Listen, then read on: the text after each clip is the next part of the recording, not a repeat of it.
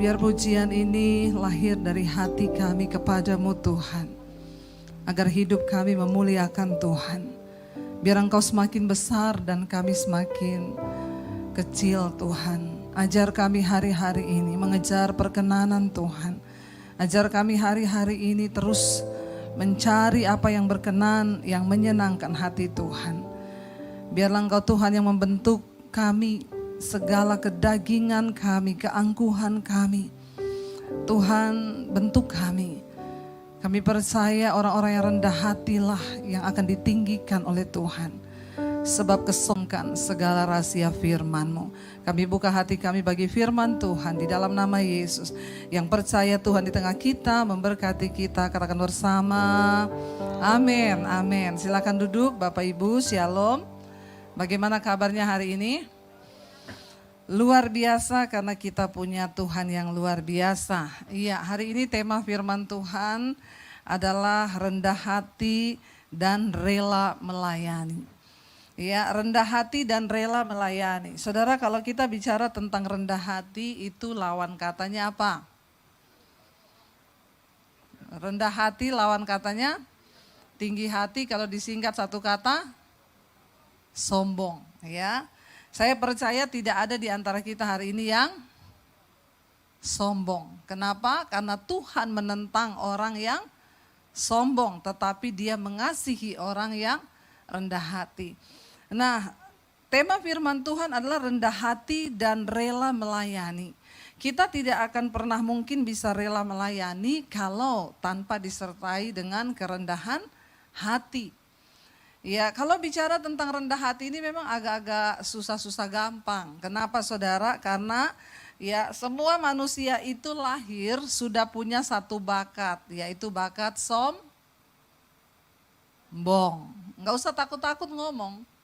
Kita ini lahir sudah ada satu bakat, yaitu sombong. Akibat dosa, kita dikandung di dalam dosa dan semua orang yang lahir itu sudah punya bakat sombong. Nah saudara bayangkan kalau kita sombong, kita ini menjadi orang ditentang Tuhan loh. Padahal kita ke gereja, kita beribadah rindu supaya Tuhan apa? Menjawab doa kita, Tuhan memberkati kita. Tapi orang yang sombong itu ditentang Tuhan. Berarti bermusuhan dengan, nah bayangkan kalau kita jadi orang sombong, kita ini musuhnya Tuhan. Orang kok bermusuhan sama Tuhan, mana ada menangnya? Amin apa amin? Sekali aja dicabut nyawa sudah selesai. Ya, makanya kita nggak boleh sombong. Kita lahir dengan bakat sombong. Tetapi saudara, ketika kita mengenal Yesus, ya, saya yakin di sini semua dulu sombong. Minta ampun sombong-sombongnya. Iya apa ya? Waktu belum mengenal Yesus.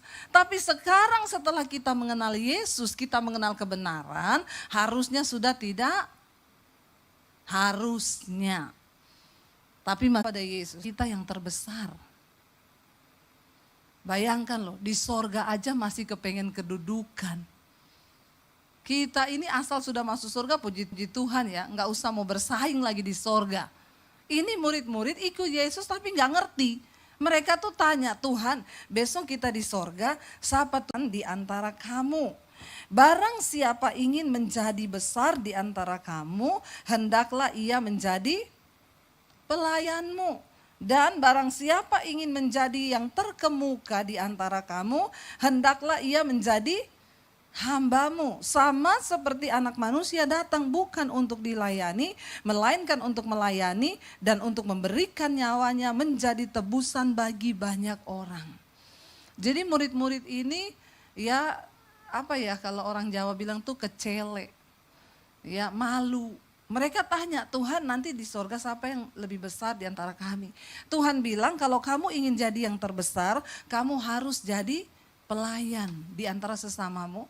Kalau kamu ingin jadi yang termulia, maka kamu akan harus menjadi pelayan dari orang lain. Makanya melayani Tuhan tuh enggak gampang. Kita harus memiliki kerendahan hati dulu. Nah kalau kita tahu bahwa kita semua ini terlahir dari sombong, bagaimana kita menuju kepada orang yang rendah hati itu? Susah orang nikah sombong, tuh kadang berantem, kamu itu ya belum tahu ya. Nggak usah angkat tangan, di dalam hati saja.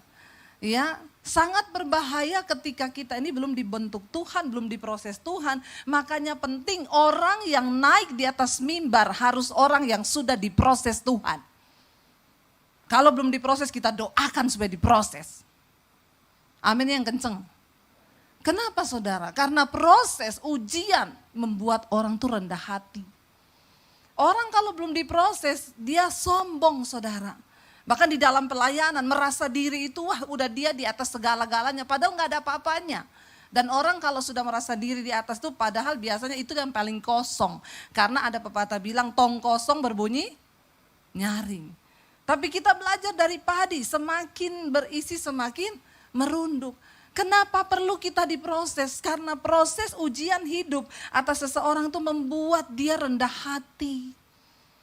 Makanya Tuhan itu selalu mengizinkan proses persoalan. Rasul Paulus dulu semua orang yang dipanggil tuh sombong. Tapi ketika dihormati sedikit udah. Ya saya banyak yang mau undang dari daerah. Bu kami mau undang ibu pelayanan. Maaf mau tanya standar PK ibu berapa? Saya bilang kalau saya pakai standar PK maka pengurapan saya dicabut sama Tuhan. Nggak ada standar. Untuk pesawatnya ibu mau yang apa? Saya bilang batik aja. Nggak mau Garuda, nggak usah buang-buang uang. Sama aja nyampenya naik batik, naik Garuda sama. Bukan berarti naik Garuda nggak mati saudara. Terus naik batik harus jatuh, enggak. Ya, saya bilang kalau bisa dikurang-kurangi, kurangi aja budgetnya naik batik. Ya kalau saya masih bisa naik mobil, saya naik mobil nggak apa-apa. Hotelnya bu, tidak ada standar. Yang penting ya ada sarapan lah ya, biar saya juga pelayanan nggak lapar. Karena kalau nggak dikasih ada sarapan saya nggak bisa makan nanti pelayanan juga rempong saudara.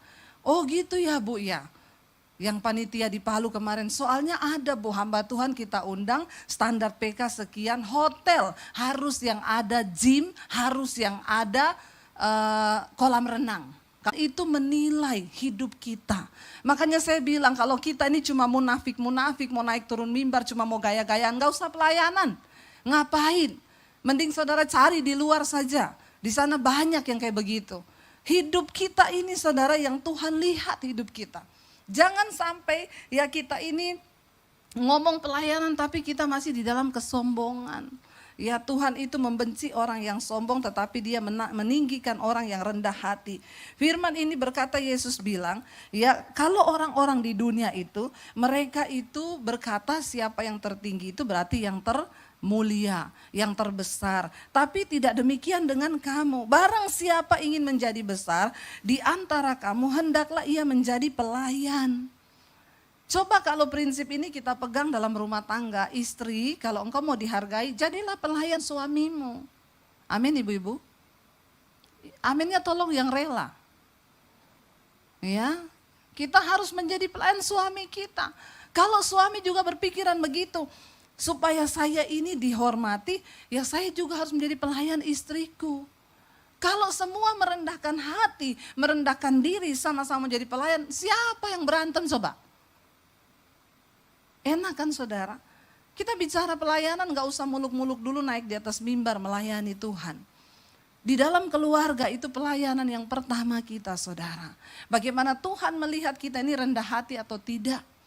Enggak usah eyel-eyelan ya. Kalaupun istri misalnya tidak mau melakukan suatu hal, suami yang rendah hati lakukan saja tanpa bersungut-sungut. Demikian juga istri, kita melakukan sesuatu tanpa bersungut-sungut dengan rendah hati. Karena Yesus bilang, siapa yang paling tinggi, dialah yang mau menjadi pelayan. Ya, saya pelayanan di satu kota ada yang bilang, Bu, pernah ada pendeta kita undang, kita telat jemput 15 menit. Dia beli tiket lagi pulang ke Jakarta loh. Untung pesawatnya enggak jatuh saudara. Ya kita harus memiliki kerendahan hati. Karena seorang hamba pelayan Tuhan itu hamba. Makanya kalau orang enggak siap, bahaya saudara. Ya kita ditegur dikit marah, kita ditegur dikit ngambek. Mari kita berdoa supaya kita semua melayani Tuhan dimulai dari keluarga dulu. Kita menjadi orang-orang yang melayani Tuhan. Yang pertama dibentuk dulu kerendahan hati kita. Ya istri kalau ditegur suami, kita dengar suami juga ditegur istri. Ayo saling menasehati. Itu bentuk kerendahan hati. Yesus bilang, kenapa kita harus melayani? Karena Tuhan lebih dulu melayani kita. Mari hari-hari ini panggilan ini datang bagi setiap kita untuk melayani Tuhan. Saudara, arti hidup kita yang sesungguhnya ini bukan untuk kita nikmati saja. Banyak orang berpikir, ya nih hidup itu artinya apa ya? Kita menikmati, saya bisa beli barang-barang mahal yang saya pengen. Saya bisa ya tunjukkan kepada orang bahwa saya bisa pakai yang mahal, saya bisa pamer, bertobat. Kita berdoa supaya Tuhan itu memberikan kita kerendahan hati. Tuhan, apa arti hidupku hari ini? Kita dipanggil, diselamatkan supaya kita melayani Tuhan. Lalu mungkin saudara bertanya, melayani seperti apa Bu? Berarti saya harus masuk sekolah Alkitab nih, jadi pendeta. Enggak, ada begitu banyak hal yang bisa kita lakukan. Coba kita berbaca bersama, ya 1 Petrus pasal yang keempat, kita akan lihat saudara. Ya 1 Petrus pasal yang keempat, ini kita baca satu perikop aja karena cuma sedikit ya. 1 Petrus 4 ayat 7 sampai ayat yang ke-11 ini perikopnya, biar kita tahu ya lanjutannya apa di sana dikatakan. Kita lihat bersama 1 Petrus pasal 4 ayat 7 mulai, firman Tuhan berkata, kesudahan segala sesuatu sudah dekat. Karena itu kuasailah dirimu dan jadilah tenang. Supaya apa? Supaya kamu dapat berdoa. Tetapi yang terutama dikatakan di sana ialah apa? Kasihilah sungguh-sungguh seorang akan yang lain. Sebab kasih menutupi banyak sekali dosa. Lalu berikutnya dikatakan apa? Berilah tumpangan seorang lain sesuai dengan karunia yang telah diperoleh tiap-tiap orang sebagai pengurus yang baik dari kasih karunia Allah. Jika ada orang yang berbicara, baiklah apa? Ia berbicara firman Allah. Jika ada orang yang melayani, baiklah ia melakukannya dengan kekuatan yang dianugerahkan Allah. Supaya Allah dimuliakan dalam Kristus, ialah yang kuasa sampai selama-lamanya. Ayat ini berkata, mari kita layani seorang akan yang lain. Kita berawal dari mana? Dari rumah tangga. Kita belajar suami melayani istri, istri melayani suami. Ya, karena ada ayatnya, hai istri tunduklah kepada suamimu seperti yang kau tunduk kepada Tuhan. Hai suami, kasihilah istrimu seperti yang kau mengasihi dirimu sendiri. Jadi kita diajar oleh firman Tuhan, pertama kali pelayanan itu di dalam keluarga dulu. Ya, jangan kepengen pergi ke Bangkok pelayanan, ke ya mana lagi, Amerika pelayanan. Padahal di rumah sendiri tidak menunjukkan bagaimana dia hidup melayani. Kita belajar saudara, kerendahan hati itu dilihatkan dari cara bagaimana kita melayani. Anak-anak muda di sini, di rumah ya, walaupun juga engkau punya pembantu, enggak usah disuruh-suruh pembantu. Kalau engkau bisa lakukan dengan tanganmu sendiri, lakukan dengan tanganmu sendiri, lakukanlah itu. Kenapa? Karena setiap orang yang berbuat baik, kalau engkau berbuat baik bagi dirimu sendiri aja, itu sudah puji Tuhan, haleluya loh. Karena engkau akan menuainya. Nah bingung kan kalau kita bagi diri kita sendiri aja suruh-suruh orang. Ya kalau kita masih bisa lakukan dengan tangan kita, ayo kita lakukan dengan tangan kita. Ya supaya, ya terima kasih Bu tisunya ya, karena saya tuh kena AC langsung ini. Jadi saudara kita belajar ya, di sini dikatakan firman Tuhan, layanilah seorang akan yang lain ya, sebagaimana kita ini diberikan karunia oleh Tuhan. Setiap kita punya karunia yang berbeda-beda, firman Tuhan katakan, ya sebagai pengurus yang sudah dipilih oleh Tuhan di dalam kasih karunia. Jangan bersungut-sungut. Orang yang rendah hati itu enggak mudah bersungut-sungut. Kita berdoa saudara supaya kita ini dipakai oleh Tuhan, ya menjadi orang-orang yang mau melayani Tuhan. Kita lihat ketika kita berdosa, Tuhan itu mati bagi kita. Yesus datang ke dalam dunia, dia sudah membuktikan kerendahan hati dan memberikan teladan bagi kita. Tidak ada di antara kita hari ini yang sekalipun miskin. Saya dulu sebelum ya saya ketika masuk dalam pelayanan, saya terus berkekurangan.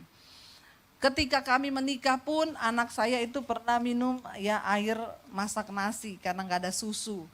Saya kasih, kalau orang Jawa bilang tuh tajin, ya air tajin tuh saya pernah kasih buat anak saya. Tapi semiskin-miskinnya saya ini melahirkan anak tuh di rumah sakit, enggak ada yang di kandang sapi. Benar enggak? Yesus yang punya sorga, yang punya kemuliaan, yang punya segala-galanya. Dia bisa memilih untuk lahir di hotel termewah saat itu. Di penginapan yang termewah. Tapi kenapa diberikan teladan? Dia yang empunya sorga, dia yang empunya bumi. Dia lahir di kandang yang hina. Harusnya ini semua menemplak kita, saudara. Ya, kita belajar kerendahan hati dari Tuhan. Kenapa Yesus melakukan itu? Untuk memberikan teladan kepada kita. Jadi orang itu tidak usah sombong. Kita belajar dari Tuhan kerendahan hati. Ya, kenapa? Karena Alkitab berkata, orang yang rendah hati itu akan ditinggikan. Amsal 18 ayat 12 berkata, Amsal 18 ayat 12 berkata demikian. Tinggi hati mendahului kehancuran, tetapi kerendahan hati mendahului kehormatan. Siapa yang mau dihormati? Kita semua pasti mau. Namanya manusia itu pasti mau dihormati. Tetapi saudara, ya ingat, tinggi hati mendahului kehancuran, tapi kerendahan hati itu mendahului kehormatan. Kalau kita mau dihormati, maka kita harus belajar hidup dengan rendah hati. Orang tua kita belajar juga hari-hari ini untuk membesarkan anak-anak jangan di dalam kesombongan. Ya, apalagi ya hari-hari ini, di mana dunia memandang penghargaan seseorang itu dari barang yang dia pakai. Tuhan tidak melihat itu semua. Kita ajarkan kepada anak-anak kita untuk mereka itu belajar hidup dengan rendah hati. Sebab Tuhan menentang orang yang sombong. Saya ingat anak saya itu waktu mau masuk SMP, saya bilang kamu cari SMP negeri. Ya, untuk kamu bisa sekolah di negeri. Lalu dia bilang, kenapa Mam? Enggak apa-apa, kamu masuk ke negeri. Ya, karena saya bilang, ya bukan soal sekolah yang mahal yang membuat anak kita rendah hati.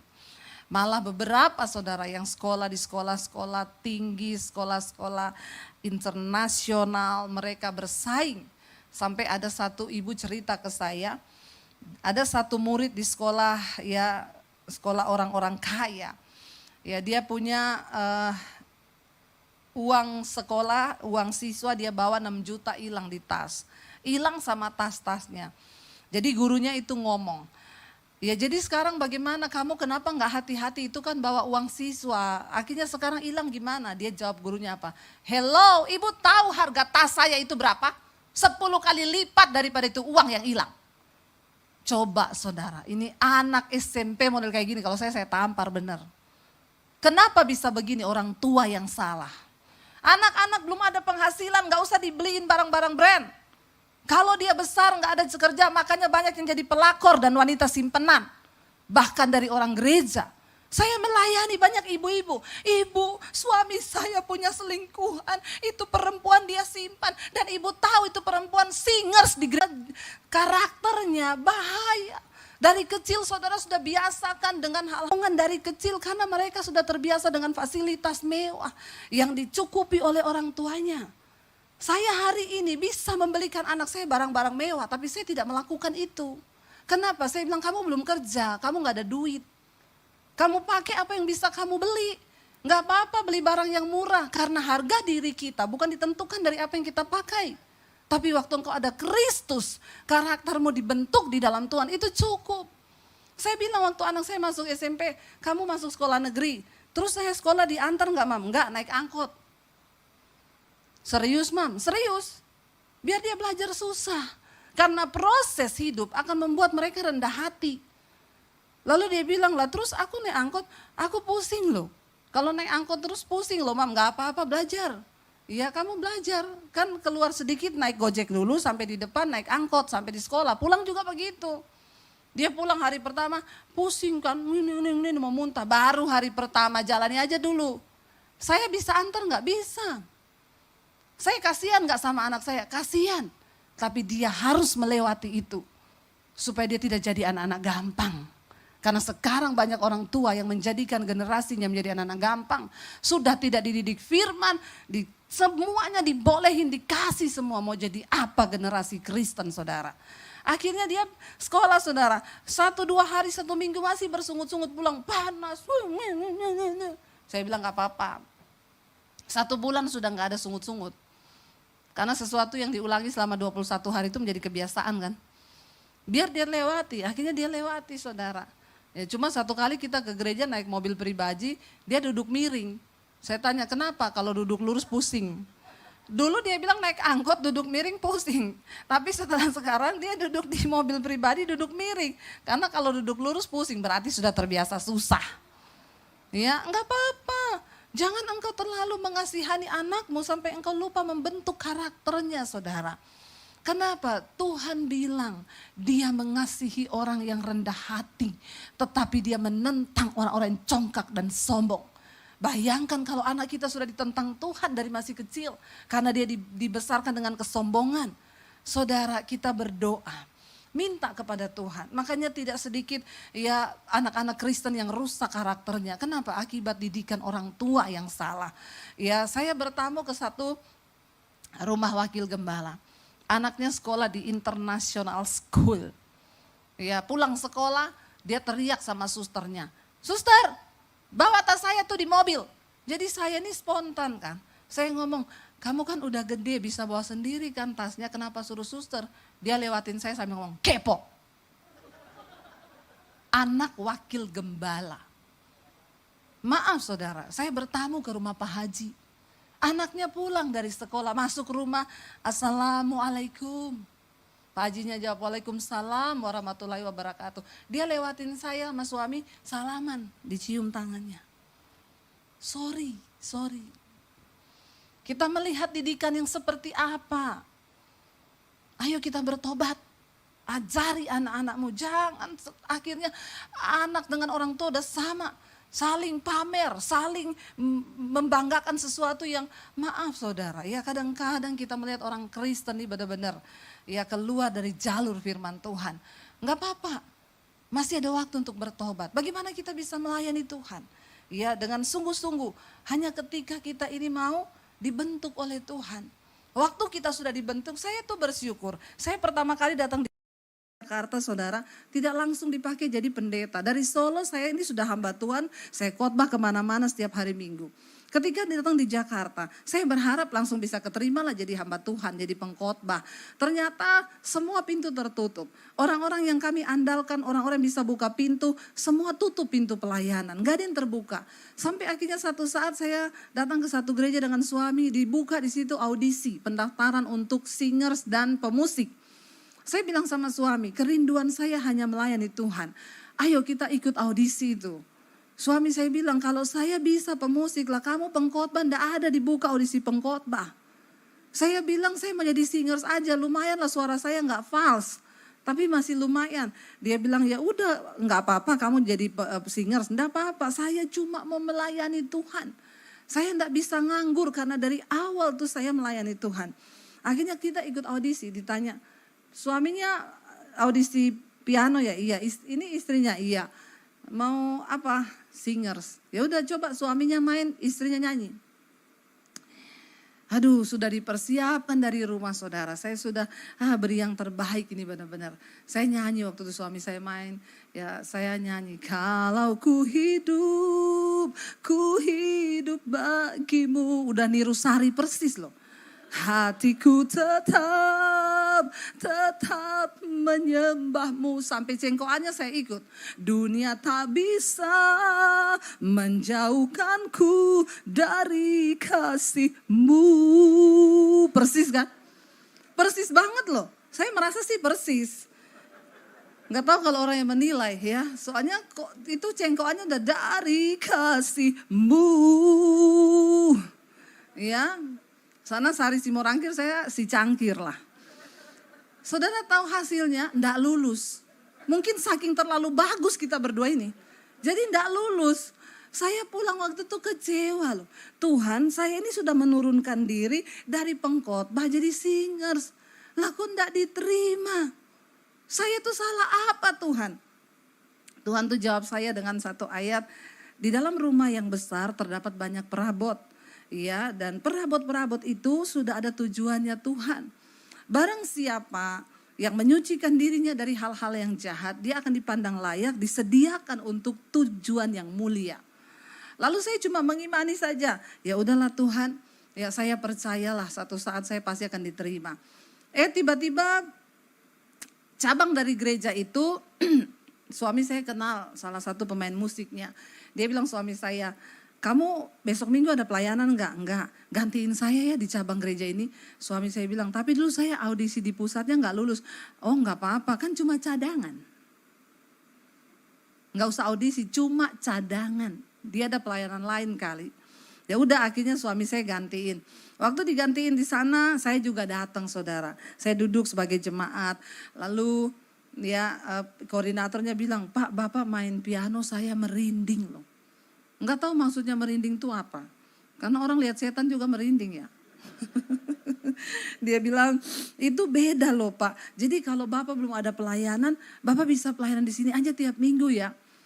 Akhirnya kami setiap minggu di situ. Ya, lalu saya ditanya, ibu punya talenta apa? Saya bilang talenta saya sih banyak ya, tapi kayaknya nggak tahu nih Tuhan mau apa di sini. Ibu bisa nyanyi? Saya bilang ya pas-pasan sih, nggak fals. Bagus juga enggak, karena audisi pernah enggak lulus. Ya udah coba aja. Tapi kita ditempatkan di situ pelayanan di doa pagi. Jadi enggak make up, enggak dandan. Kalau sekarang kan enak ya, mereka bisa punya seragam ya. Kita army semua gitu ya. Kalau ada gereja-gereja tertentu itu harus pakai high heel 14 cm. Ya, di sini untung tidak ya.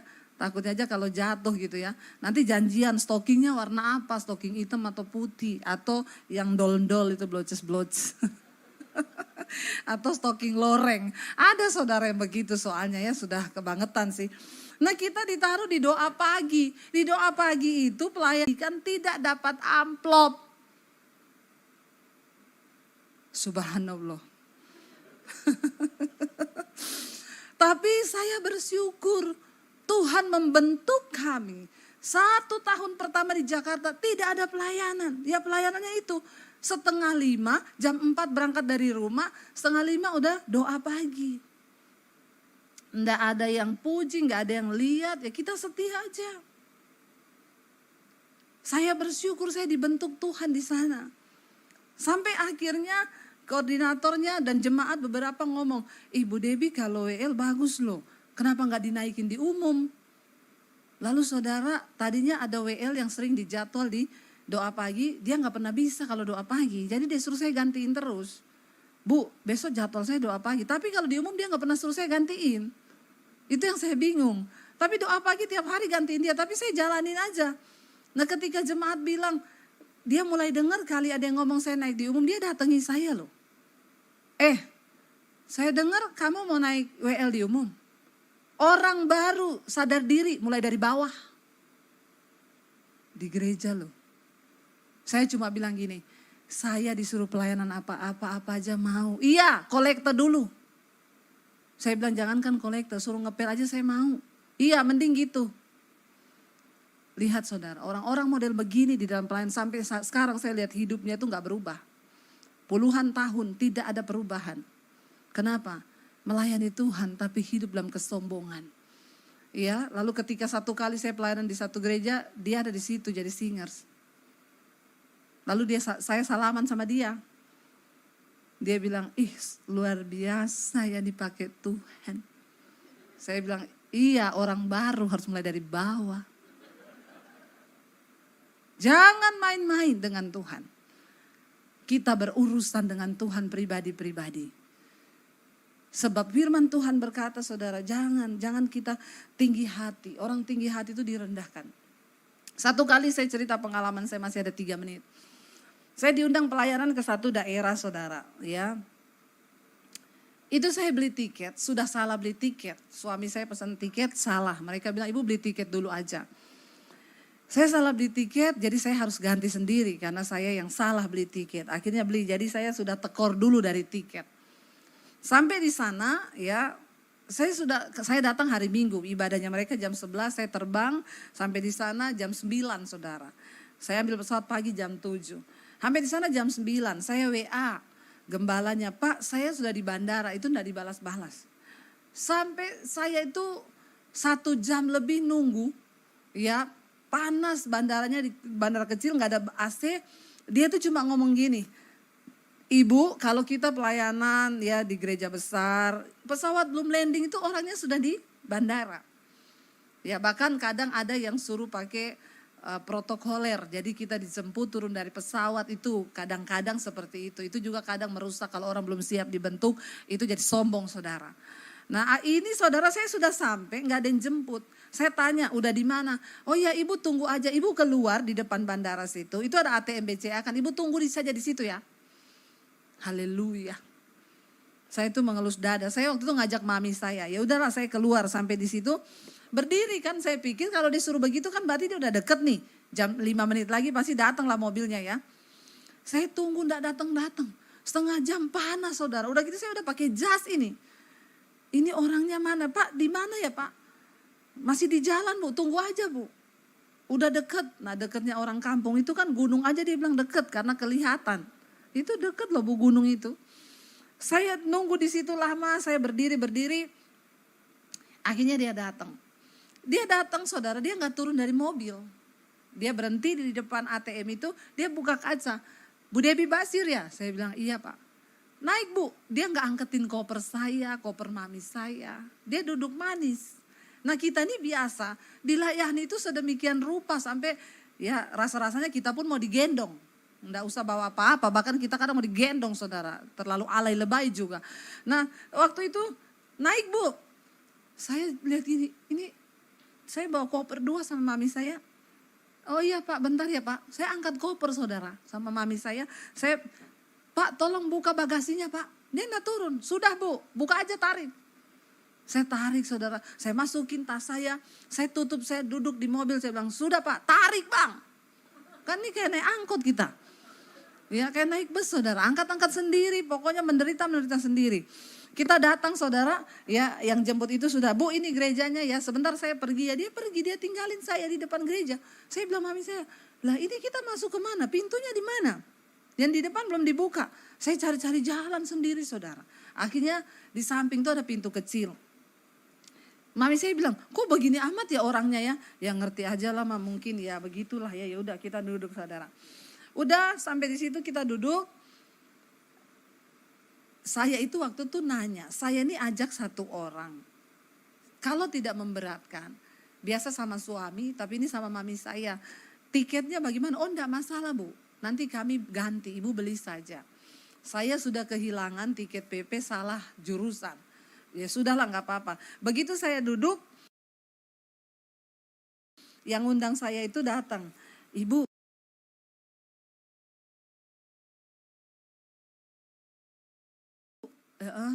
maaf Bu, dari gereja ternyata saya diomongin cuma 1 tiket yang bisa kita ganti.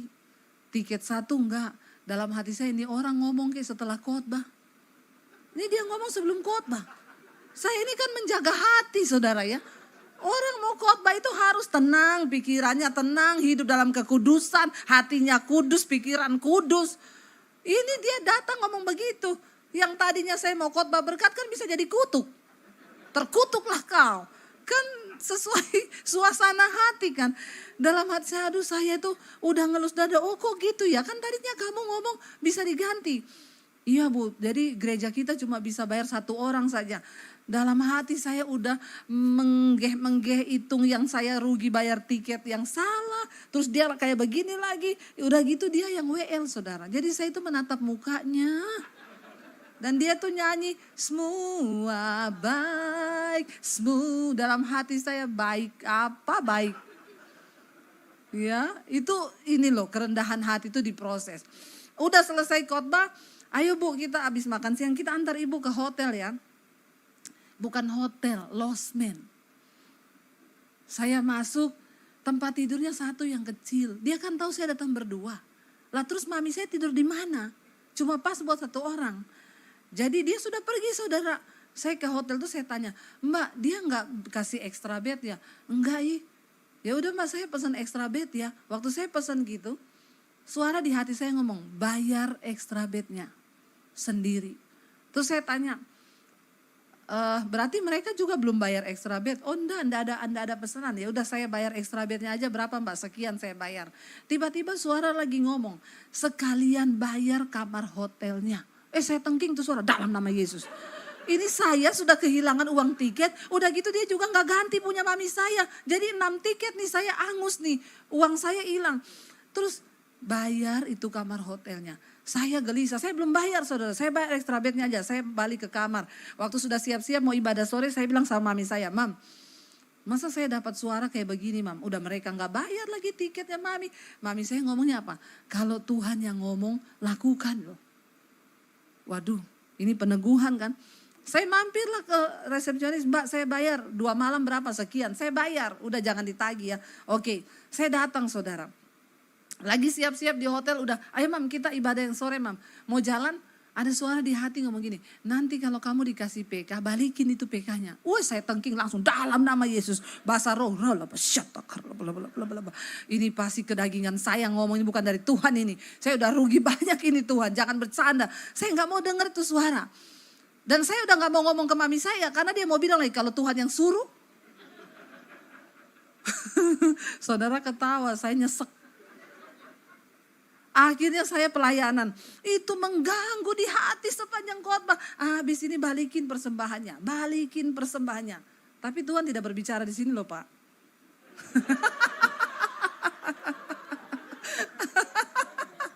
Ya, kata Pak Kondot kalau di sini sistemnya transfer, bukan dikasih amplop.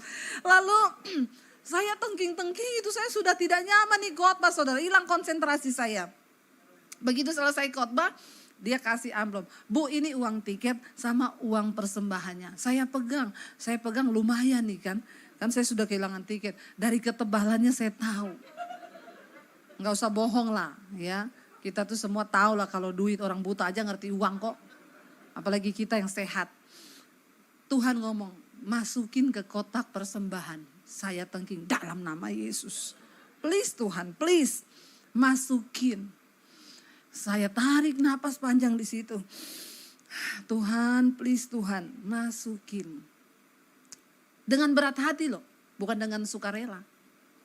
Orang itu kalau beri yang terbaik masih senang, itu belum yang terbaik. Karena pemberian yang terbaik itu pasti dengan air mata, korban, benar nggak? Lalu saya berdiri, saya bawa amplopnya dalam nama Tuhan Yesus. Saya masukin ke kotak persembahan. Habis itu saya duduk, tarik napas panjang saya. Ini namanya tombok pelayanan. Akhirnya kami pulang saudara, besoknya mereka terima kasih loh Bu, hotel dibayari, PK dibalikin. Seneng lu. Saya lemes. Saya naik di pesawat. Waktu di pesawat tuh saya duduk lihat-lihat awan, masih dengan hati yang menyesal. Saya lihat awan di pesawat, Tuhan tuh ajaib. Tiba-tiba ada suara yang ngomong begini. Kamu tahu gak, kamu datang ke sini itu bukan melayani. Tapi aku yang sedang melayani kamu. Kamu harus belajar tentang kerendahan hati. Saya menangis di pesawat itu, air mata saya bercucuran, saya menyembah Tuhan. Saya bilang, yes Tuhan, hidupku adalah penyembahanku. Saya mau belajar menaruh semua hak-hak saya. Saudara, sebagai pelayan Tuhan, sebagai orang-orang yang sudah dipanggil Tuhan, saya undang para imam musik. Mari kita belajar. Hidup di dalam kerendahan hati. Kita belajar taat kepada suara Tuhan. Dimulai dari rumah tangga kita sendiri. Karena kami tahu Tuhan, hidup kami adalah penyembahan kami. Mari kita bangkit berdiri. Ku tahu hidupku adalah penyembahan. Biar kami memberi pelayanan terbaik kami. Yaitu hidup kami yang mau diproses, dibentuk oleh Tuhan. Mari angkat tanganmu. Amin Tuhan. Kami tahu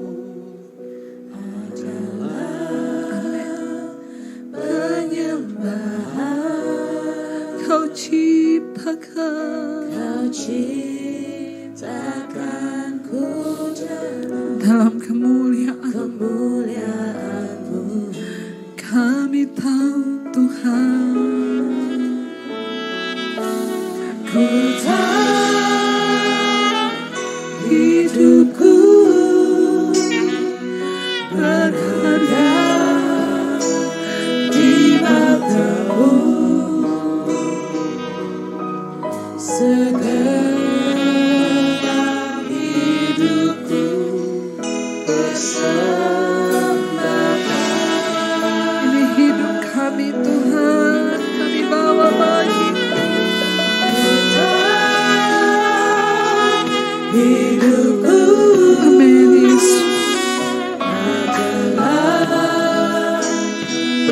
penyembahan. Kau ciptakan pujana kemuliaan-Mu.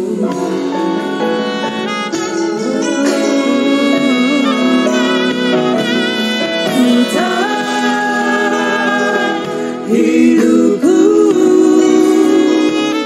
berharga di mata-Mu, segenap hidupku bersama. Biar musik saja, mari kita tundukkan kepala dalam hadirat Tuhan. Terima kasih Yesus, karena Engkau yang lebih dahulu melayani kami. Siapakah kami Tuhan? Sehingga kami berharga di mata-Mu. Ajar kami Tuhan, untuk selalu mau dibentuk, direndahkan, diproses oleh Tuhan. Karena hanya orang-orang rendah hatilah yang akan mendapat kehormatan bahkan dari Tuhan. Itu kata firman-Mu. Orang yang rendah hati, yang melayaniku, mereka akan dihormati oleh Bapa, kata Yesus. Itu kerinduan kami. Itu kerinduan kami. Jadikan kami Tuhan anak-anak-Mu yang mau dibentuk, diproses. Keakuan kami, kesombongan kami, dimulai dari rumah tangga, suami istri, anak-anak. Kami boleh saling mendahulukan yang lain lebih penting daripada kepentingan kami pribadi. Mari saudara yang datang suami istri boleh bergandengan tangan. Mari bergandengan tangan. Tuhan, kami bawa rumah tangga kami, keluarga kami, di hari-hari menjelang kedatangan-Mu Tuhan.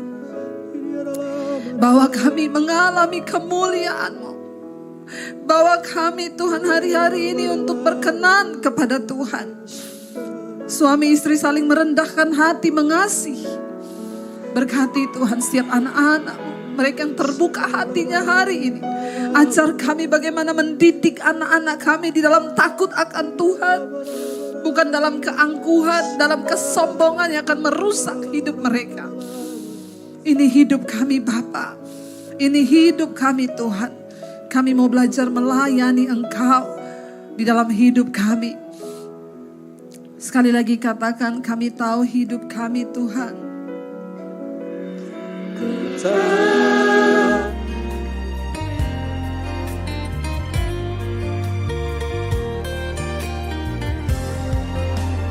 Kau yang pegang tanganku, Kau yang sentuh hati.